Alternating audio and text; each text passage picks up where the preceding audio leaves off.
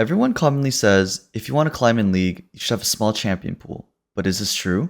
If you look at the top 10 players on the ladder, you can see a trend that most of them have majority of their games spent on 2 to 4 champions, and that there's a significant drop in the amount of games in the next most played champion. So it's true, but why is that, and how do we determine our champ pool? There are so many champions, it can be daunting to choose, but I'll break down all the things you need to know. This video is going to be specialized on supports, but you can apply the same idea to all the different roles. Let's begin. A good champion pool consists of about 2 to 4 champions, different subclasses within the role, and a blind pickable champion. The main reason why we should have a small champion pool is because of mastery. Constantly playing only 2 to 4 champs allow you to understand the limits of what they are capable of and will give you a lot of confidence in game.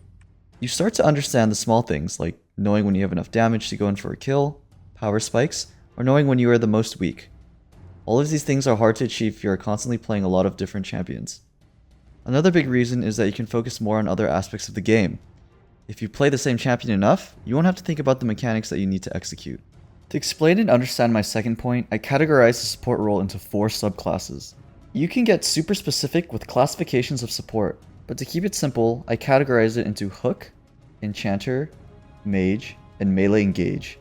It's important to have champions in different subclasses so you can pick something that your team is lacking and to be able to counterpick the enemy's support or draft. For example, let's say you're a last pick and your team picks this draft.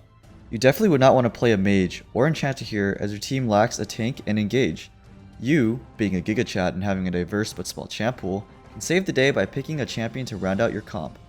The beta non-diverse support player picks Soraka here and begs for your team to dodge. A lot of champions in each subclass play the same way.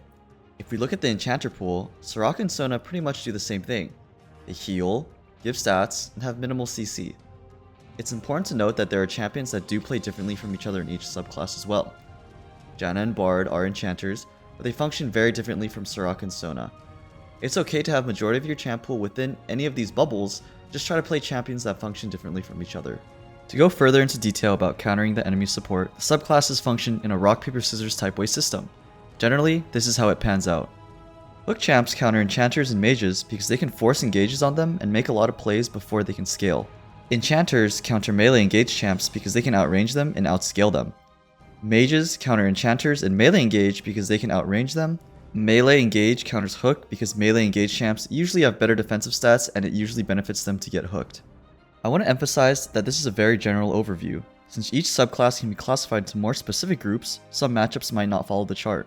Another important thing to note is that the graph changes with meta. In most of Season 12, enchanters have been the strongest support, so the diagram changes to this. I think a big reason why enchanters are so strong this meta is because of the bounty system and the durability patch. Both of these things make it so enchanters are able to scale into the mid and late game.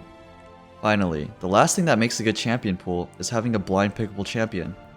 Blind pickable champs do not have a lot of bad matchups and can fit well into a lot of comps due to the versatility from their kit.